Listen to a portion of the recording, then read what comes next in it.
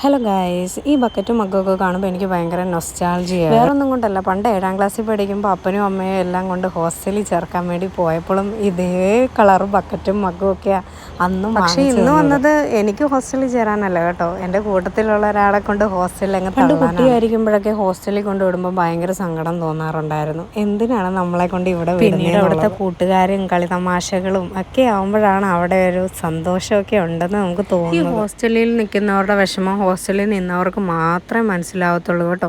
കാരണം ബാക്കിയുള്ളവരൊക്കെ വന്ന് തള്ളിയാലും ഞങ്ങൾക്കത് മനസ്സിലാകുമെന്ന് പറഞ്ഞാലും അതൊന്നും ഞാൻ സമ്മതിച്ചു തരത്തില്ല. ചിലപ്പോഴൊക്കെ ഹോസ്റ്റൽ നമ്മുടെ വീടൊന്നും അല്ലെന്ന് അറിയാമെങ്കിലും ഹോസ്റ്റൽ എന്തൊക്കെ സംഭവമാണ്, നമ്മൾ ഇനി ഇവിടെയാണ് താമസിക്കുന്നതെന്ന് നമുക്ക് മനസ്സിനെ പറഞ്ഞ് പഠിപ്പിക്കേണ്ടതായിട്ട് വന്നപ്പോഴത്തേക്കും എൻ്റെ പഴയ 7ാം ക്ലാസ് എനിക്ക് ഓർമ്മ വന്നു കേട്ടോ. ഭയങ്കര കരഞ്ഞു. ഹോസ്റ്റലിൽ നിൽക്കുന്നവരാരും സങ്കടപ്പെടണ്ട, നിങ്ങൾക്ക് എൻജോയ് ചെയ്യാൻ കിട്ടുന്ന സമയമാണിത്.